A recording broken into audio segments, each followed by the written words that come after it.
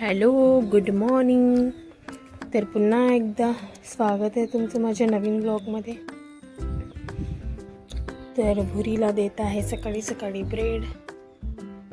भुरीचा तसा नाश्ता झालेला आहे, पण मी नाश्ता करत आहे तर भुरीला पण पाहिजे. तर चला आता मी नाश्ता करते. तर नाश्त्याला आहे कच्चा चिवडा, चहा, ब्रेड आणि बिस्किट. तर चला तुम्ही पण या नाश्ता करायला.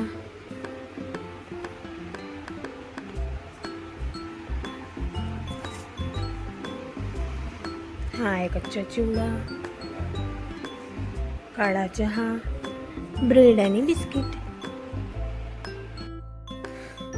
तर यामध्ये आहे कैऱ्याच्या फोडी. तर ह्या घेतलेल्या आहे लोणचं बनवण्यासाठी. तर मी थोड्या घेणार आहे याच्यातला, कारण मला बनवायचं आहे गोड आंबा. कारण मला लोणच्यापेक्षा जास्त गोड आंबा आवडते. तर गोड आंबा बनवणार आहे मी. तर आता बनवणार आहे मी गोड आंबा. तर सर्वात आधी याच्यात आपण लसणच्या पाकळ्या टाकून घेऊया.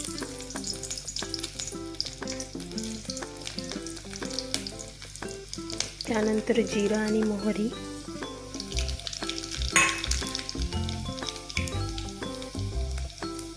आणि नंतर कढीपत्ता.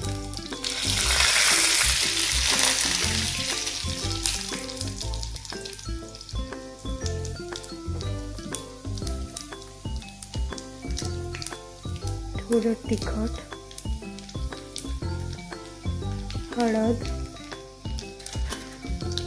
मीठ, धने पावडर आणि पाणी.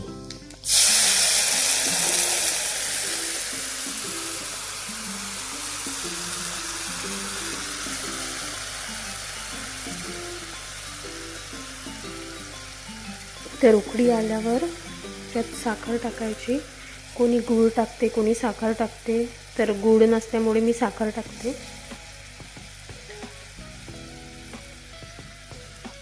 आणि साखर विरघळल्यावर या फोडी टाकते. मग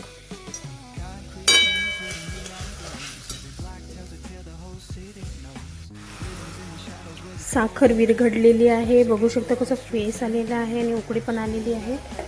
तर आता याच्यात आंब्याच्या फोडी टाकायच्या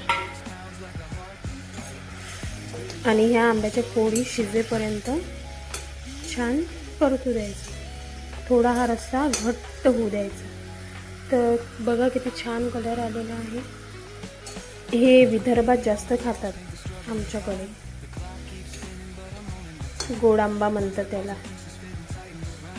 आधी लग्नात खूप राहायचं गोड आंबा, पण आता बफेची पद्धत असते. तर त्याच्यामुळे गोड आंबा बंद झालेला आहे लग्नात. तर रेडी आहे गोड आंबा. तर रेडी आहे विदर्भ स्पेशल गोड आंबा रेसिपी. वाव, खूप छान झालं आहे.